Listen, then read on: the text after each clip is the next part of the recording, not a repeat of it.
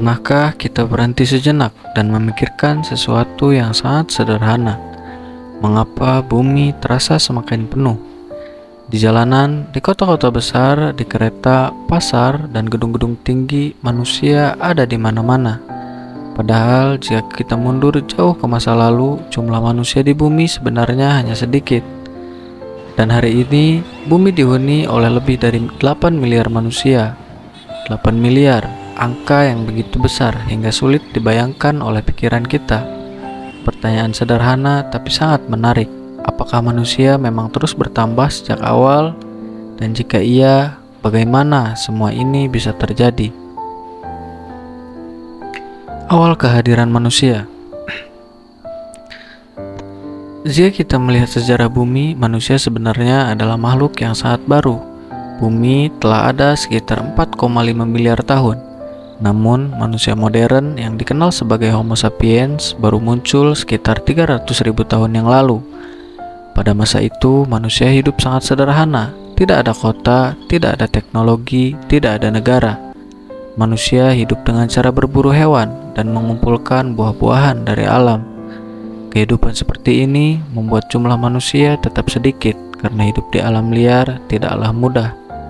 Banyak manusia yang meninggal karena penyakit, cuaca ekstrim, atau serangan hewan buas. Selama puluhan ribu tahun itu, jumlah manusia di bumi mungkin hanya beberapa juta saja. Bayangkan bumi pada masa itu. Hutan masih sangat luas, lautan belum tercemar, gunung dan sungai masih liar, dan manusia hanya sekelompok kecil makhluk yang hidup tersebar di berbagai tempat. Tidak ada kota besar, tidak ada gedung tinggi. Dunia terasa sunyi dan luas. Namun sesuatu kemudian terjadi, sebuah perubahan besar yang perlahan mengubah nasib manusia selamanya. Sekitar 1000 tahun yang lalu, manusia menemukan sesuatu yang sederhana namun sangat revolusioner. Mereka belajar menanam tanaman. Peristiwa ini dikenal sebagai revolusi Neolitik. Sebelum manusia hanya mengambil makanan dari alam, tetapi sekarang manusia bisa menghasilkan makanan sendiri. Mereka mulai menanam gandum, padi, jagung, dan mulai memelihara hewan. Akibatnya, kehidupan manusia berubah. Mereka tidak lagi harus berpindah-pindah. Mereka mulai menetap. Dari sinilah desa-desa pertama muncul. Dan ketika makanan menjadi lebih stabil, lebih banyak bayi yang bisa bertahan hidup. Jumlah manusia perlahan mulai bertambah. Ketika populasi manusia bertambah, desa perlahan berubah menjadi kota. Manusia mulai membangun peradaban. Munculnya kerajaan-kerajaan besar seperti Mesopotamia, Mesir kuno, dan lembah Indus. Mesopotamia adalah wilayah peradaban kuno yang berada di antara sungai Tigris dan sungai Efrat. Nama Mesopotamia sendiri berasal dari bahasa Yunani yang berarti tanah di antara dua sungai. Wilayah ini sebagian besar berada di negara Irak, sebagian Suriah, dan sebagian kecil di Turki. Mesopotamia sering disebut sebagai salah satu tempat lahirnya peradaban manusia karena disinilah manusia pertama kali mengembangkan kota besar, sistem tulisan, hukum tertulis, dan perdagangan. Peradaban Romawi sendiri berasal dari kota Roma yang berada di negara Italia sekarang. Dahulu, wilayah kekuasaan Kekaisaran Romawi sangat luas, bahkan pernah menguasai sebagian besar wilayah Eropa, Timur Tengah, dan Afrika Utara. Setelah runtuh pada tahun 476 Masehi, wilayahnya kemudian terpecah menjadi bagian negara modern seperti Italia, Prancis, Spanyol, Inggris, dan Jerman. Banyak hal dari Romawi yang masih kita gunakan, seperti sistem hukum, jalan raya, konsep senat, dan pemerintahan.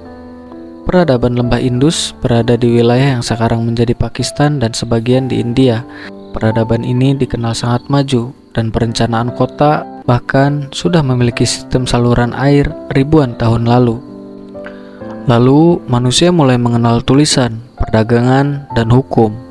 Namun, meskipun peradaban berkembang, jumlah manusia masih tidak terlalu besar. Bahkan, hingga tahun 1800, populasi manusia di seluruh bumi baru mencapai sekitar 1 miliar orang. 1 miliar dibandingkan dengan hari ini yang lebih dari 8 kali lipat apa yang sebenarnya terjadi setelah itu.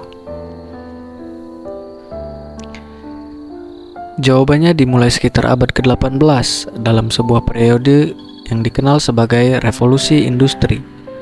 Pada masa ini, manusia menemukan mesin uap, pabrik, kereta api. Semua hal dimulai diproduksi dalam jumlah besar. Kota-kota berkembang pesat. Namun, perubahan terbesar bukan hanya pada teknologi, melainkan pada kesehatan manusia. Ilmu pengetahuan menyelamatkan banyak nyawa. Pada masa lalu, penyakit kecil sekalipun bisa mematikan. Namun, ilmu pengetahuan mulai mengubah segalanya. Seorang ilmuwan bernama Edward Jenner menemukan vaksin pertama di dunia. Kemudian ilmuwan lain, yaitu Louis Pasteur, menemukan bahwa banyak penyakit disebabkan oleh mikroorganisme.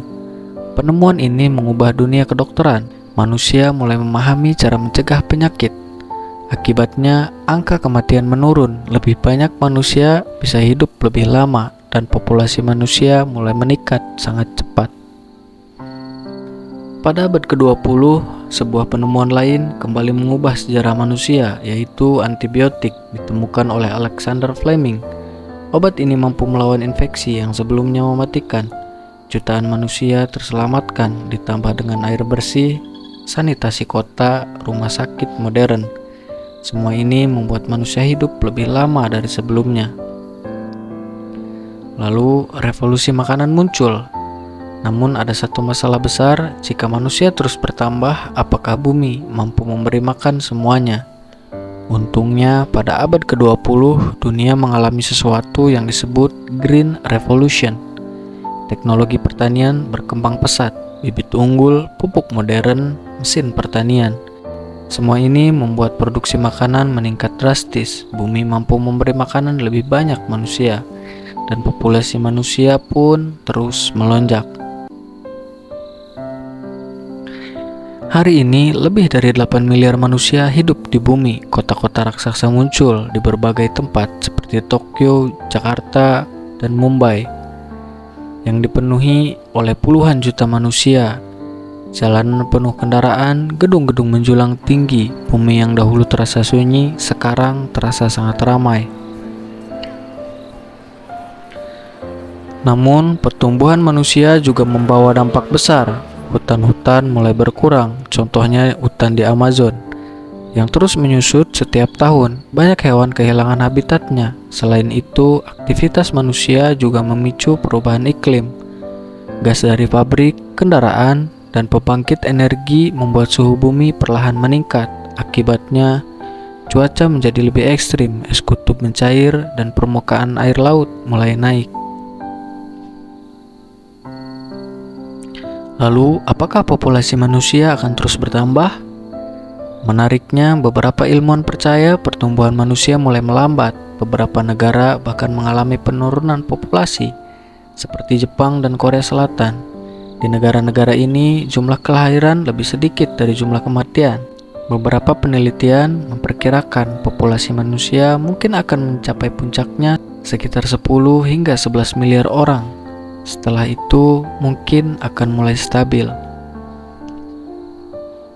Pada akhirnya, pertumbuhan manusia adalah cerita panjang tentang kecerdasan, penemuan, dan kemampuan manusia bertahan hidup. Dari sekelompok kecil pemburu di hutan hingga miliaran manusia yang membangun kota-kota raksasa. Namun, di balik semua kemajuan itu ada satu pertanyaan yang masih tersisa. Bagaimana kita hidup di bumi tanpa merusaknya? Karena pada akhirnya, bumi ini bukan hanya rumah bagi manusia. Ia juga rumah bagi hutan, lautan, hewan, dan jutaan makhluk hidup lainnya. Dan masa depan bumi akan selalu bergantung pada bagaimana manusia memilih untuk hidup di dalamnya. Dan akhirnya kita sampai di penghujung cerita ini. Jika dalam setiap kata yang disampaikan masih terdapat kekurangan atau ada informasi yang sebelum sempurna, dengan segala kerendahan hati saya memohon maaf. Karena setiap cerita yang disampaikan di sini hanyalah sebuah usaha kecil untuk memahami dunia yang begitu luas. Terima kasih telah meluangkan waktu untuk mendengarkan dan menemani cerita ini hingga akhir. Semoga setiap kisah yang saya bagikan dapat memberi sedikit makna, sedikit pengetahuan, atau sekedar menemani waktu yang tenang. Sampai bertemu kembali di cerita berikutnya. Terima kasih dan selamat malam.